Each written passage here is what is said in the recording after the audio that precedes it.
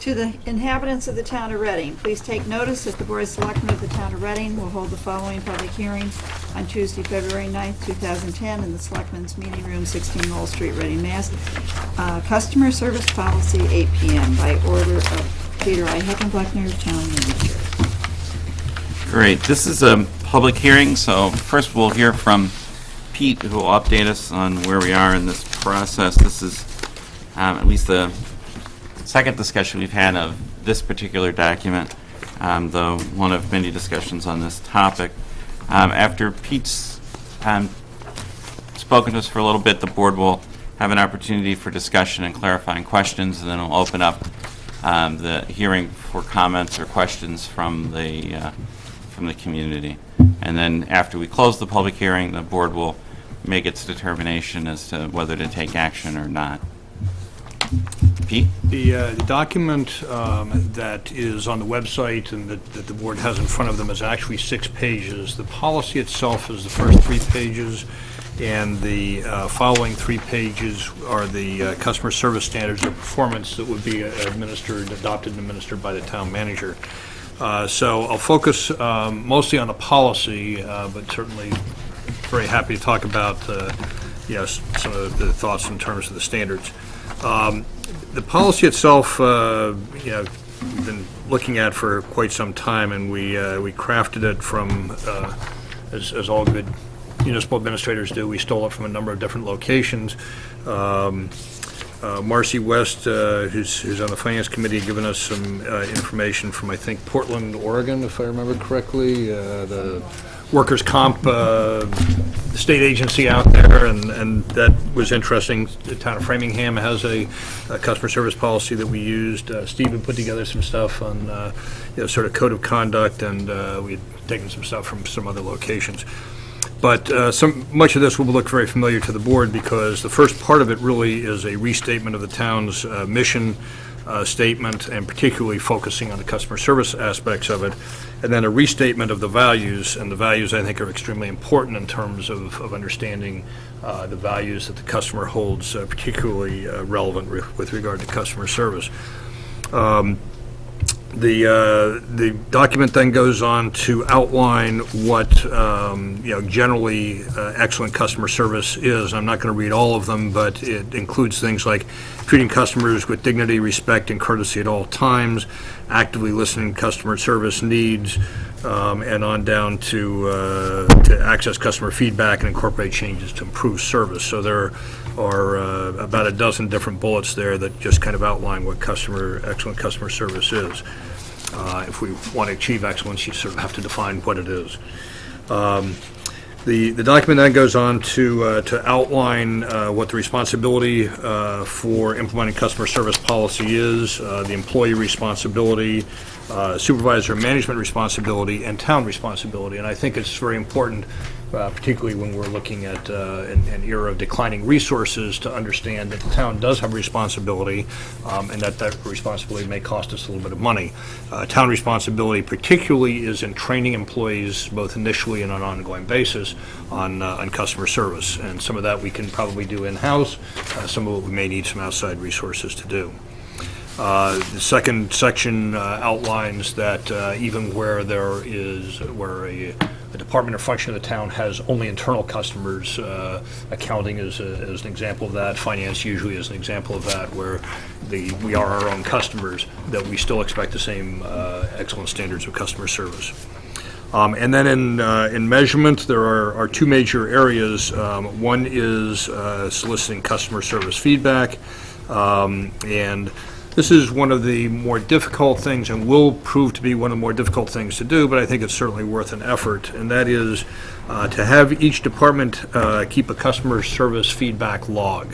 And the intent is not, every time somebody stops at the town clerk's office and asks where the registry is moved to, and we do get a lot of that, but it's sort of a little bit more substantive kind of customer service interactions. And to keep a log, positive and negative. Our intent, I think, is to keep that as an electronic log, and to require the departments to enter information into that, and allow that to be accessed then by the department head and the town manager. And the advantage to that is that we can see where we are doing very well and where we might need some additional education, training, or other corrective action if we have, sort of an ongoing area or instance of less than excellent customer service. The second part of that is a customer service survey. We do that currently with our green cards. Last year, we started this in January of 2009. We had about 100 customer feedback surveys returned. Overall, the customer service, I would say, 90 to 95% were rated excellent, and that's good. We always like to grab that other 5% and move those to excellent also. This year to date, I think we have, about 20 customer service responses so far. Our intent is to sort of share the summary of that with you quarterly as part of a quarterly report to the board. We do the goals, we would do the customer service feedback at the same time and give you that information. So, that's the basic policy. Now, the standards and policy, again, would be adopted by the Board of Selectmen. The standards would be adopted by a town manager and, it could be changed from time to time. But the standards deal with things like the government processes to make those as simple, easy to understand as possible, and continually to try to do that. To provide for excellence in marketing communication. Communication with the public orally or in writing must be clear, concise, grammatically correct, consistent, and easy to access. Grammatically correct is a tough one with email because, none of us use correct grammar, I think, in emails, but we need to work on that. Printed materials, all printed materials issued by the town of Reading should be professional appearance. We talk about in-person contact. Walk-in customers must be given the same prompt, courteous, and informed services as all other methods of customer access. Depending on need, key areas should be staffed during lunches and breaks, and we do that routinely. Employees must keep their electronic calendars up to date. It's very important, and the calendars are not available externally, but internally, if somebody comes in and is dealing with a customer service representative and wants to make an appointment with somebody, we need to be able to see that their calendar is clear and that you can in fact make an appointment with somebody. Phone contact, we talk about automated phone answering machines and how those are operated and kept up to date and so forth. Employees must update voicemail messages to reflect availability, ensuring the messages stay when the employee is out of the office and so forth. Phone calls placed to a specific person are to be taken wherever possible. And I think overall we do that very well. Initial phone messages should be returned within a 24-hour period. Again, I think we generally do that very well. When transferring a customer to another staff member, employee stays on the line, make sure that the transfer gets done. We've all been subject to drop calls and not knowing where in the phone system we are, so we want to avoid that. Written inquiries is a fairly lengthy aspect of written inquiries, and we include in written inquiries email, very popular area. We haven't gotten into the social media in this policy yet, although, or in these standards, but I think that's something that we're looking at, certainly use of Facebook and Twitter and just something new every day out there. And then information referral, again, to make sure that we do the handoff properly to other departments, get people the information that they request and so forth. One of the things that I think goes hand in hand with some of this is some improvement in our electronics, particularly in a electronically based customer service request system, so that people can electronically request a tree be trimmed or a stop sign be replaced, or whatever the myriad of things are, without having to know what department and where and what their hours are and so forth, that they can just enter the information in and that we can feed back to them. The systems also are very good in terms of keeping track of length of time that it takes to get back to people, length of time it goes to, it's a management tool, length of time that it takes to accomplish a particular task and so forth. So that's the policy. Also in your packet is a two-page letter from Dan Ensminger and Dave Mancuso outlining their recommendation in terms of the policy. The one thing that I will mention is they did suggest that we ought to look at a 311 system, which Somerville has in Massachusetts. I'm not aware of any other communities in Massachusetts that have it, although there may be some. I've been following the 311 discussion for probably 10 years. For a place like Somerville, it probably makes sense. It's a large enough organization. For an organization our size, we'd have to spend a lot more money on this kind of thing than we do now. And I think there are other workarounds where we can provide good customer service and not utilize that system. So Pete, just explain the 311 system. 311 basically is a central answering point where you actually, instead of dialing 911, you actually dial 311 and you get the person. You get the city of Somerville. And that person can help you with, again, whether you have a tree that needs trimming, stop signs that need to be replaced, or whatever your customer service issue is, they can handle it all there. And they do that basically by having a staff of 311 operators who can answer answer the phone and answer your questions. And they have a pretty good database of most of the information, most frequently asked questions, and so forth. The situation for us is we don't have a central answering point. We don't have a switchboard anymore. We abandoned that years and years ago, and a lot of our customers contact us directly to the department, so the departments know what it is that they're dealing with. If you call health, they know the health stuff, and they know how to transfer you to somebody in Public Works if it's a tree trimming issue. But beyond that, they certainly don't know the issues of how you go about trimming a tree or whatever it might be. So the 311 system, again, for a larger organization is fine. The communities that have 311s, nationally, San Antonio, Texas is well known for it, but that's a city of 1.5 million, 2 million people, whatever it is. Small organizations like ours generally don't have a 311 system. It's just not economically feasible for us. So that's the presentation that I have. I'd be glad to answer any questions. Questions, comments from the board? Rick? Yes, thanks, Ben. Pete, I like this. A lot of this is really, sort of capturing what we've been trying to sort of accomplish over the, many years. But to have it documented and sort of presented to the staff, it sort of clarifies sort of their expected performance, and it sort of is a way to allow the community to understand what they should be, how they should be treated, and what they should expect. A couple questions I have. One of the things that's sort of challenging is right now, you talk about customer service representatives.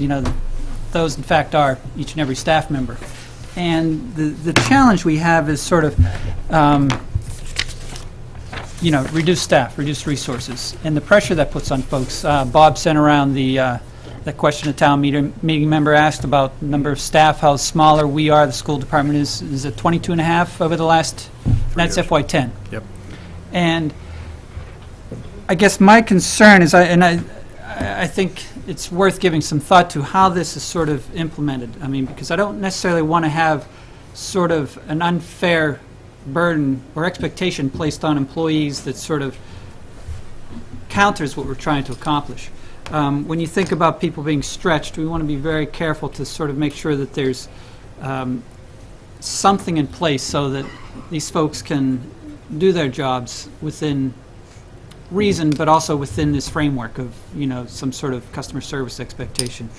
And I think one of the things that makes it a little more difficult is the difficulty in getting feedback from the customers, the residents. And like you said, the year-to-date 20 responses, that's good, but it's not. You wonder how effective or accurate that data is. And we've seen some of these. It's more likely that somebody's going to complain, issue of customer service if they've got a complaint. You've got folks that, may, under normal circumstances, be difficult to satisfy anyway. So I'm just trying to, I want to sort of, maybe with the help of Carol Roberts or have some way to sort of manage the implementation so that it isn't lopsided in one way or the other. I mean, I think for this to be successful, that it has to be done with some real thought so that, the staff can really incorporate this in, because, one of the things, the measurement, which is important, that's going to be part of their annual review, which I think Has been for years. and you don't want to sort of, again, sort of counter what we're trying to do. I mean, because this is what we should do, but it's just sort of the timing and understanding the stretch that we face with limited resources and the impact it has on the staff. If I thought that this was a policy that was bound to fail, I would let you know that immediately. We would have had that discussion already. I think good customer service actually is a time saver in the long run. It doesn't take more time. What takes time is if you don't have good customer service and then others have to be involved in it and others have to be involved in it, that's what takes a lot of time in an organization. I think the one item that is going to be different, and I think we may have to ease ourselves into, is on page 36 of the material in your packet. Under item 3 is the customer service feedback. It's keeping that log. That's something new that we're not doing now, and it's not just tweaking what we're doing now. It is a new product or a new project. I think, you just, if this stays in the policy, and I think it should, I think you're just going to need to give us some latitude to work that in on a department-by-department basis, perhaps a division-by-division basis, and implement that. But I think we'll be able to get there, and I think it will become sort of routine and not take a lot of extra effort. I think everything else really is, frankly, for all of our employees, it's good for them to know what the standards and the expectations are, and I think that's good, and I think the good customer service will in fact save time in the long run rather than taking time. Interestingly, when we started the customer service feedback cards, and I think Ben was sort of the champion for that, I think a lot of our employees had the same concern, is this going to be a mechanism for people who you can't satisfy to beat up on town staff? Well, look at the results. You have a 90 to 95% excellent rating for our customer service. Well, people aren't beating up on us, in that manner. Sometimes they have very good, suggestions and recommendations, and those, that's very welcome. I mean, that helps us do our job better. So, I haven't seen any negative, issue with that at all. Yeah, I mean, we have some, people that use it as an opportunity to point out what seem to be a little bit minor kinds of issues. But if it's an important issue to them, we take that into account and try to revise it. And then a follow-up on the 311, because I think that idea, I'm a little familiar with what they do in Somerville, and it's intriguing because I think in concept it would be a great aid to what we're trying to accomplish here. Having the ability to collect that data of sort of the customer requests, and the challenge that each of the departments is going to be faced with to try to create that log and manage it. And your comment about sort of most people call the department they're looking for. What if they don't know? And if they don't, I think that would be... Who do they call, Paula, when they don't? They would call Paula. Selectman's office, it's listed. All right, maybe how much room does she have in her time schedule? Probably not much. But I think, that would be a wonderful solution to sort of tie a lot of things together, especially, I think, as, again, balancing the time that the staff members spend doing their job versus sort of answering the call and sort of helping at a very basic level. But you're right, I think the question is the cost. That's why I think the electronic solution is the better solution for a community like Reading. First of all, we have a lot of the community has access to email and website and so forth. What you're doing in that instance is where people can do it, you have the customer filling out what you'll have a telephone operator answering the phone and filling out the form. Mm-hmm. And we don't want to lose the personal contact. We always want to be available personally to people. But if all they're doing is reporting a tree branch that needs to be trimmed, we want to give them the option of doing that electronically. And is there maybe a centralized way to do that, to receive Absolutely. these? Okay. So I think, The customer service module, basically, and we have it, our website is set up to be able to handle it, it's basically on the website, prominently it says customer service request. And what you go in to do that, to do is fill that out, and you give your personal information and so forth. And then you have a drop-down menu, not by department, so it doesn't say Public Works and then list all the things that Public Works has. It has tree trimming. It shouldn't matter to the customer whether tree trimming is a responsibility of the Reading Municipal Light Department, the Department of Public Works, or whether the town manager has a saw to go out and trim trees. It doesn't matter to them. They just want the tree trimmed. So, you just hit that particular drop-down item, and it sends it. It's already internally programmed to send it to the right to the department. right department. And it has the advantage as a management tool for us to understand how long it takes to actually respond to a customer service request. And just like Amazon.com, it sends a response right back to them saying, we've trimmed your tree, let us know if you need anything else or if this didn't respond to your request. So I think we can do a lot of that, but I think we can do it in a way that is less expensive to us. Okay. No, and I think that's the smart way to do it, because, the cost is a major consideration. So, okay, that's it. Thanks. Any other questions, comments? Yes, Steve? Sure, thanks. Quick comment, Pete, on that electronic customer service. What's the plan for that and timeframe? Well, it's going to be a budgeting issue, and I have to talk to Bob and see exactly what the cost is and how we can plug that in. But you may see that as an item that pops into the budget request. Okay. But so I would say probably this summer. I think that's reasonable. Just a quick comment, Ben, if I may. I do want to thank Peter, along with help. Marcy is one of them, and others who have put some input into this. I think you've laid it out in a good way with some policies and then standards. On the standards well, first off, do we have employee manuals? I know you have orientation and training when new hires come in. Is there an employee manual? And how is this disseminated?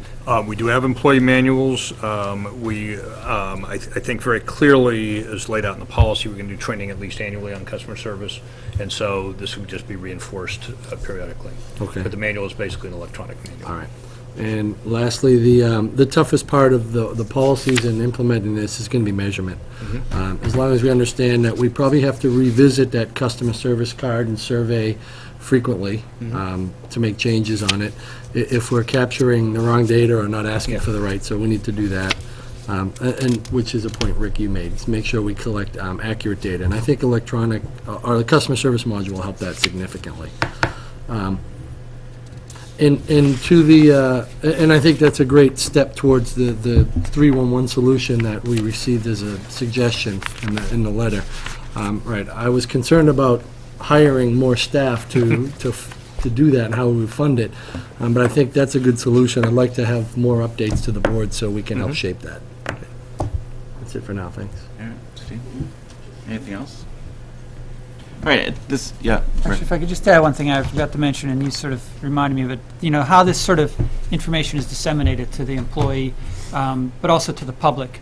I think ultimately the website would be the place for this, but maybe there are key places in Town Hall where it can be posted on a bulletin board or something so that, the staff is reminded, but then also, customers who are in any one of the departments, they can also have a chance to be reminded of it, just so that, again, it sort of puts it out there so that the expectation is set. Are you thinking of the policy, or are you thinking of the survey cards, or? Or no, the sort of the expectation, the policy about sort of the standards of performance for customer service. It doesn't have to be as wordy as this, but sort of a smaller bulleted version of some of the highlights. Again, I think if it's something we're going to put in place, to sort of make it, out there so people are constantly reminded and aware of it. An easy way to do that is to publicize and hang up the mission statement too, which a lot of companies do within departments and whatnot.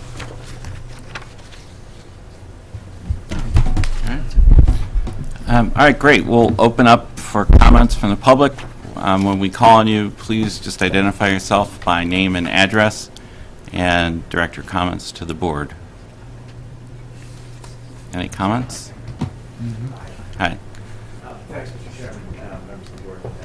Thank you, Peter, for including the letter. We didn't know whether the letter for Making Reading Better would make it to the packet, so we appreciate you rushing that. Dave, your name and address first. My apologies, Ben. David Mancuso, 129 Howard Street, on behalf of Making Reading Better. Sorry, I'm so used to coming before you now, I forget the formalities. The couple things that I think would like to emphasize as part of the group. Peter and Jean have done just a wonderful job of getting this process underway, and we commend them for the work that they've done in the policies and the procedures.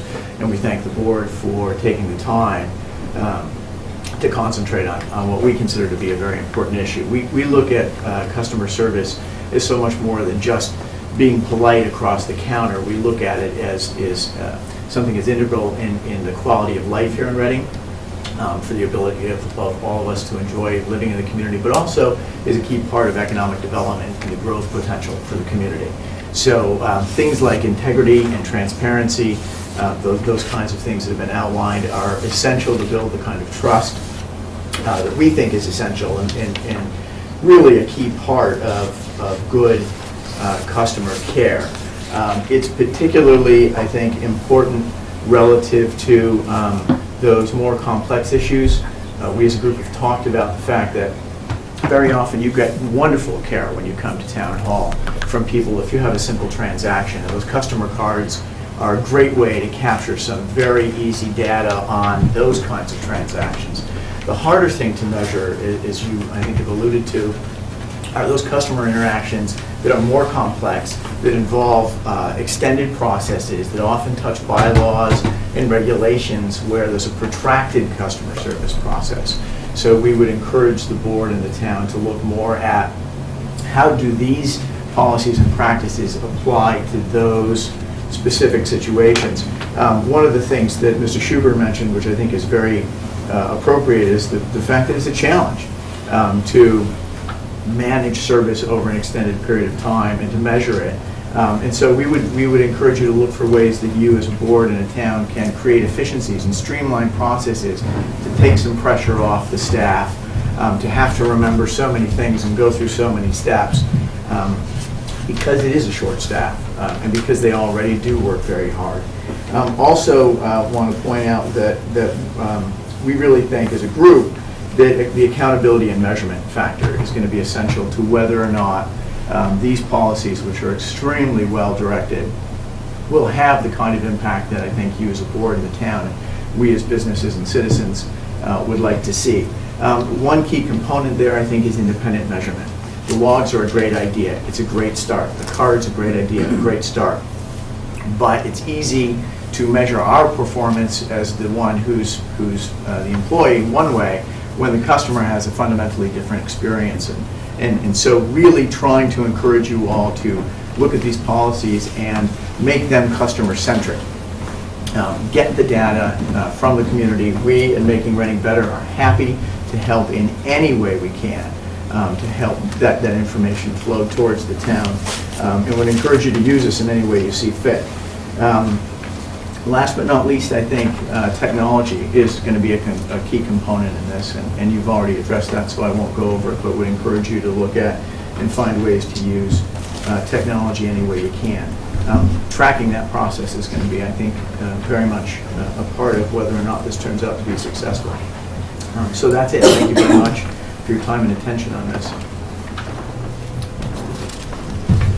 Any other public comment? Yes, ma'am.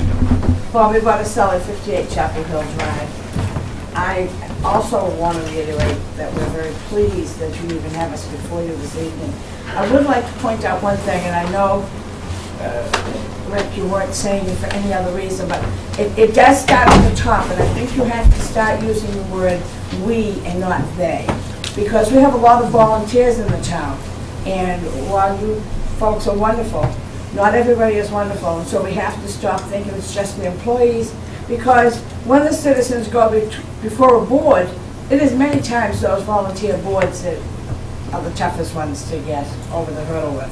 So please start using the word we, because it shouldn't just be the employees, it shouldn't just be the parents, it should be the the children should be the parents also, so it should be the heads of all the committees and the committees themselves.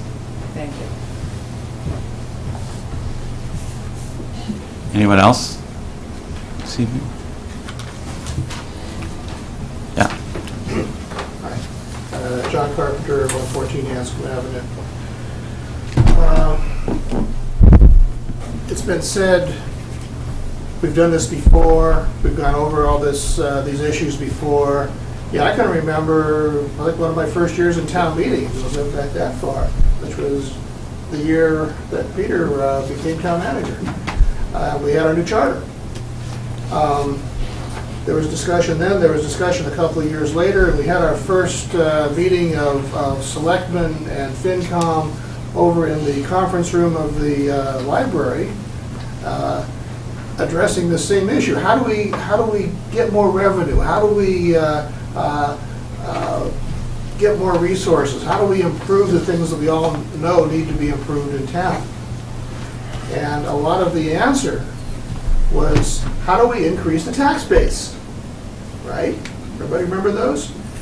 And we've done several things to try to increase the tax base. We've done wonders with what used to be a landfill, and now has several enterprises on it, and they're prosperous and generating tax revenue, and we appreciate them. We've had a couple of projects that haven't done as well. But the smaller businesses, we're having trouble filling the storefronts, as you well know. We're having trouble with people who try to improve their property. It's hard. It's a path where they have to go through a lot of hoops, and that's the kind of customer service stories that we've been hearing lately, which tells me that all these other very sincere, constructive efforts have not gotten to the root of the problem. The elephant is still in the room. We have much more improved traffic pattern downtown. Since that was opened, has one storefront that was empty been rented and filled in with a new prosperous business? I don't think so. So we're still working on the core problem, even if we have been addressing the problem and sharing ideas for years and years. The Reading World Cafe shared a lot of ideas and goals and things. It didn't fill a single storefront. There's still something to be done. And I believe through discussion with friends and trying to validate, more than just personal opinion, that customer service by town departments is directly related to building our economy and building our tax base. Because if businesses approach the town, consider establishing a branch of their business here, and then find the environment hostile, they go away, and several have. If businesses that are in town can't put up a sign that they feel that they need to represent their business, or it takes forever to do it, that's not helping us build revenue. They're not going to grow that business. They're going to find a more friendly town. There are best practices in other towns that we need to look at for how to encourage our businesses to grow and approach the town, not be repelled from the town. Likewise, on the homeowner level, there are people who would like to put in improvements to their property. That increases employment because local construction people often get that work. It increases sales of materials and stuff. If the permitting process, the inspection process is so formidable, they're not going to do it.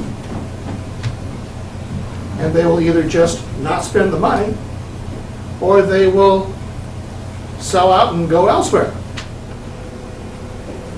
That's how customer service relates to the issue that we've been working for 20 years. That's what the Making Reading Better thing is about, is we're finding these patterns of people's experiences with various town departments that have led to their, or people they know, because they're not here anymore, decision to not work with the town of Reading because of these issues. And they come and go with, as people come and go and such. And the discussion tonight was great. But if we say, oh, because we have a questionnaire, we solved a problem, or because we've been talking about growing revenue for years, we solved the problem. No, we haven't. The elephant is still in the room. And we won't, talk about metrics. There are metrics of, people voicing their customer satisfaction. But the true metric has nothing to do with John's opinion. You'll walk around and see it. You'll see storefronts filling. You'll see people improving their property more. Those are objective measures. When we've done enough to attract people instead of repel people, then we've solved the problem. Then the elephant will go away, and not until. Thank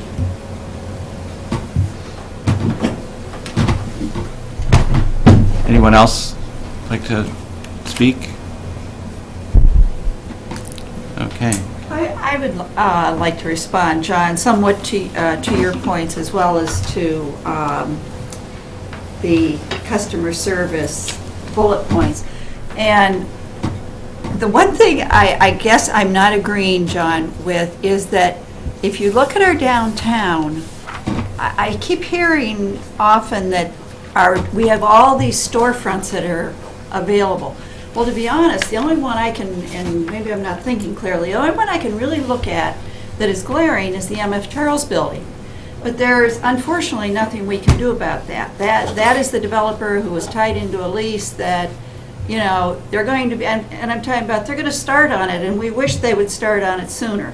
I mean, we've got the Atlantic, which is going to go forward, and Carlson across the street. But on the whole, I think Reading has done very well in the past 18 months in getting new businesses into town. I mean, a boutique went in this economy and is doing well. The gift store, Be Gifted, went in. You're going, my goodness, this economy, I can't believe these places are making it. 10 new businesses in town. Yeah, 10 new businesses in town. So from that point, I guess I don't agree with that statement. But what I do agree with, and what we've seen very much in this customer service document is how people want to be treated. And when you make a phone call, you don't want some grump on the line being rude and not caring what you're talking about. And you want to be respected, you want to be responded to. The thing that, and I was going to bring this up, and it just is a segue into what you said. Under this, it says, these are the following standards. This is just right under values. I think it's right under values. It says, help customer to achieve their goals within the applicable laws and guidelines. Apply sound judgment in support of the needs of the customer. That is going to be, I think, the hardest thing we will deal with. Because to have good, what we really are looking for in customer service, and I think what this board's looking for, because of what we've heard over the last, 20 years, is that you get someone trying to start a business in this town and they're run ragged. They're run between the health department, the building inspector, etc. That, and I'm hoping that when the butcher shop, which I love the butcher shop. Now there's another new business. I am hoping that, and I haven't talked to Greg about it, but I'm hoping that when he went through that experience, he just wasn't sent through hoops. And to be honest, I don't know. I haven't talked to him, and I do need to sit down and talk to him about it. But that is what we need to do. And I think Dan Ensminger and George would say they've heard for years about how getting anything done in permitting in this town is just a morass. So that's, I think, the charge. And I think Jean from Community Services realizes her charge very definitely. And so that's the thing we need to grapple with. And that's not the easy thing to grapple with. How how do you get someone to say, oh, yeah, I'm the building inspector, but you know, you need the fire chief in here to make sure. I mean, it's that kind of, it's thinking outside of the box. And that's what we need to do. And But you know, we do that. We do that absolutely routinely with commercial development. We don't do it with a single-family house addition. That's what our development review team process is about. If somebody comes in, butcher shop being an example, or anything that has a building associated with it, they sit down with en masse, police chief, fire chief, building inspector, conservation administrator, health administrator, planner, town manager, recreation administrator if there's anything in there, public works director, town engineer, so that we all understand what that person wants to do and what internally there are issues about, so that if the building inspector wants, or the health inspector wants something someplace, and the fire department wants something, the same issue but someplace else, we can work all that out and deal with it. So we do really a pretty minimal amount of bouncing around. Now, still, you have to apply for a building permit, and you have to apply for, you're doing a restaurant or food establishment, you have to apply for that. I think, it's not to say that the process works perfectly, but I think if you talk to applicants who go through the development review team process, they are very appreciative of it, and it is not a common practice in communities. I think where I have heard some criticisms is maybe of a specific function, like the building inspector, after people went through all that, they didn't get a sign permit. We had a situation like that. Everything was very clear. This is a permit for this, but you need a separate sign permit. And yet people put up signs without the sign permit. So we need to figure out how to get past that and not be adversarial about it. And in that instance, we weren't, and the person did come in after the fact and got their sign permit, and their sign was up, and so forth. But that's the challenge that staff in the community services area is dealing with. And we still need to do that, and I'm sure there will always be some things like that don't work exactly as we'd want to. But we do work a lot together. I just don't want anybody to have a feeling that the fire department is sitting up there on at 757 Main Street and they're not talking to the building inspector about issuing permits. That just doesn't happen. Go ahead. well, and that's not what I'm insinuating at all. I guess what I'm saying is, what I'm saying is that there's judgment calls. Mm-hmm. And you and I have gone around about judgment calls. I've Mm-hmm. called you many times on things because I couldn't believe, that I couldn't believe the issue was there. And what I'm saying is that's very difficult, and yet it's something we got to do. Mm-hmm. And believe me, I think our department heads do a great job. I'm not saying that, and our employees do a great job. I'm not trying to put blame. I'm trying to say that I don't think the process, I told you, I went in for a permit for a pair of stairs, for goodness sakes. But the permit was daunting. So The permit application, it is. It is, Yeah. and thank goodness print- they were very nice about Print helping really me do small, it. and, But yeah, and the other thing, when we're in something, what we tend to forget is we may know all about this, but Right. you know what? The average person on the street, they're living their life. Yep.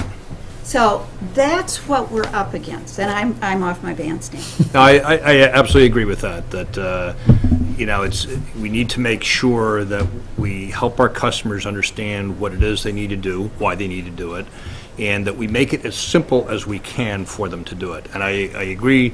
I signed dozens of those building permit application forms because any work that's done by the town needs a building permit, and the type is so small, and it's a multi-page document.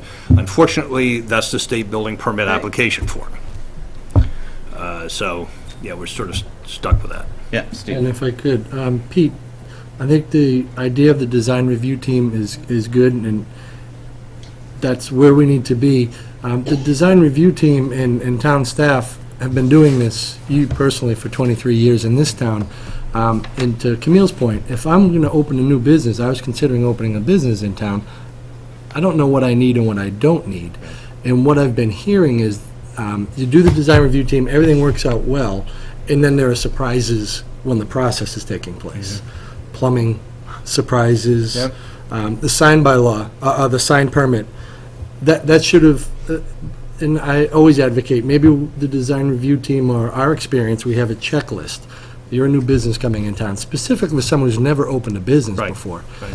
You want to open, a new boutique that recently opened. This is everything you'll need, and we need to think ahead of time of what they may come across during the process and what could come up as a surprise. The lights hanging in that particular building, I think, came up as a surprise after they were ready to open that boutique. The sign, and a new business was opening, and then all of a sudden, you didn't know you needed a permit for that.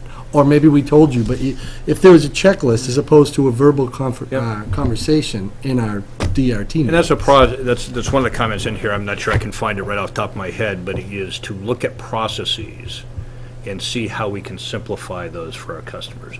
And some of that may mean changes in bylaws, changes in rules and regulations from different, departments or boards, committees, and commissions of the town. And staff probably can identify those fairly easily Better than than we getting can. them actually done. One of the poorest customer service, processes that I've heard in Reading is what the Reading Co-op Bank had to do to get their parking lot built. They actually decided not to expand their business in town because of that. And that wasn't a planning commission issue, it wasn't a selectman's issue, it wound up being a town meeting issue. Nothing you can do about that. I mean, that's our legislative body, and they needed to amend the zoning, and, it wasn't pretty. It was pretty overwhelming, in terms of the vote, but, Right. Well, yeah, and Pete, and I know James and I have talked about this. We know that the process is underway for, workflow management in the permitting process. So I think, Steve, it's more than just giving somebody 10 things they have to do on a piece of paper. It's also kind of help guiding them through the process. And that, I think, is a critical reason why we have a permits coordinator on staff, and why we do have the planning staff that we do have, is to offer people that pathway, through the process, so that it's a little more human and less fill in this box, fill in that box. okay. And with that, I just want to make one last comment. Because I know we're a relatively new, very informal group in town, we don't have a lot of structure, I just want to make one point, because clearly there's a lot of issues around this, and it's very sensitive. You wouldn't be spending this much time on it, the feeling in the room wouldn't be the way it is. This group is here to help. We are not in any way intending to be a problem. So anything we bring before this board, we do it in a constructive manner. Hopefully we do it in a respectful manner. We realize how hard everyone works in this town to make the town as good as it is. There's a reason why we call ourselves Making Reading Better. It's because you can always improve. So please, I just want to extend ourselves out. No one is saying in any way that people here are not trying the best they can. A lot of complexity in government. Peter's alluded to it. It's all fact. It's not fiction. But use this as a resource. We're the ones who are bringing these things to you because we're hearing them. But we are also a resource for you. So we are ready to be deployed in whatever way you see fit. Please let us know as a volunteer organization what we can do. thank you. Yes, ma'am, quickly. I just have one more brief statement, please. Growing up, my mother always said to us, it isn't what you say, it's how you say it. And that is truly how we feel. It isn't, if we're going to be told no, and it's no, that's fine, but it's how we're told no. And, many years ago, my dad was at Beth Israel Hospital, and at that time, they were having a hard time deciding on who they were hiring for nurses, because everybody wanted to be there. And I remember asking one of the nurses what was one of the strongest criteria, and it was customer service. It wasn't your ability, it wasn't your knowledge. That certainly all came into play, but it was customer service and patient care was one thing, but family care and they really had to go through some heavy schooling, and they do that in the nursing schools now. Patients, family care is very important, and I think when you're either hiring staff or selecting volunteers, I think you really have to stress with them that it should come as easy as putting your right foot in front of your left foot. You shouldn't have to say, this is how you are a good customer service person. Because if you don't have it in you, I'd love to play the piano. You can give me all the lessons you want, I can't play it. Well, you know what? Maybe you can give someone all the directions you want, but they're just not going to be a good customer service person. And maybe being with the public isn't where their job should be, and that should probably play into their interviews for future. Thank you. Can I have a motion? Mr. Chair, I move that the Board of Selectmen close a hearing on the customer service policy. Second? Seconded. All those in favor? 5-0.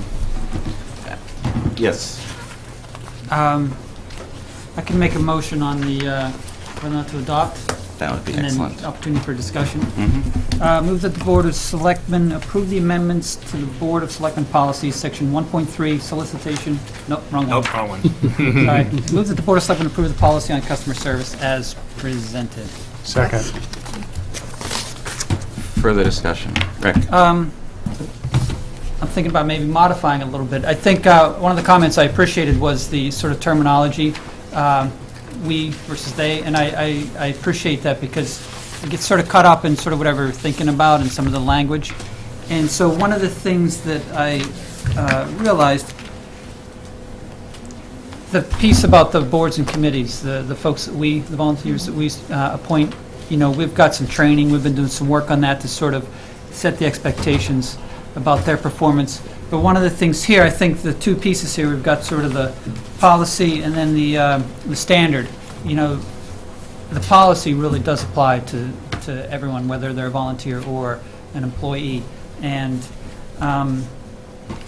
so I maybe suggest for that piece to change the language instead of always saying employee, maybe say employee / volunteer, board committee member, something like that, so we do capture that, because I think that is our intention. We're all volunteers, we're just residents, we live and interact with the town, but there are moments where all of a sudden we are the government, and our interaction with residents is the same as, the perception that a staff member may project. So I think the challenge, of course, then, is for us, how do we then sort of, introduce or incorporate this into the expectation for all our volunteers? And then how do we sort of track information about that, their performance? That's going to put a lot of work on us sort of in the interview process and sort of the reappointment process to try to get a sense of that. One of the things I think that has helped is sort of this volunteer appointment subcommittee, that we've been using over the last 7 or 8 months, where that might provide the opportunity to have a little more of that dialogue in a way that it hasn't occurred before in sort of public session. So I just wanted to put that out there as maybe some change in the language, to include the volunteers as well, because the volunteers often are directly interacting with the staff Let members. me make a suggestion, Rick. We did adopt a standards of performance for volunteers. For Code of volunteer conduct. code of conduct, and we don't really have the document in our hand right this second to compare side to side. But I think that one of the reasons that we're adapting this as a selectmen's policy is that it gives us opportunities to make modifications, Yeah. over time. And so my suggestion is that we take the first step and get this in place for, for employees, then we can go back and reconcile it with With what we have. for with volunteers. the code of conduct, information, because there are some things that just conceptually that are in here that fit better for employees than with True. Boards, committees, and commissions, and it might take more wordsmithing than Yeah, no, we you're right. have time available tonight with 2 more public hearings coming up. Fair enough. Just quickly, with that said, though, if we could make a minor modification to our survey cards, or however we do that, say, how was your experience with staff? How was your experience with boards, committees, or commissions in the overall process? Did you feel that was fair, reasonable, and any other changes? Because I have heard that the recent restaurant that's going in, he said, it is what it is. Reading's, I've opened 5 restaurants elsewhere, and your process took 6 months, which took me 2 weeks in every other town. So, right? So, I mean, there's a policy and procedure. Are our policies and procedures incorrect?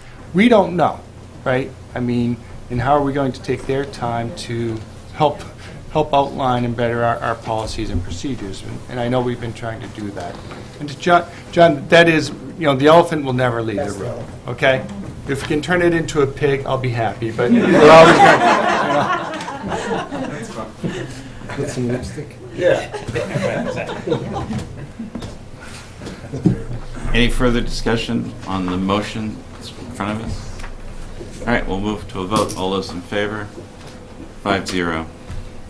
Thank you, folks. Thank you. And while we're clearing the room, we're I going think- to take a 2-minute break.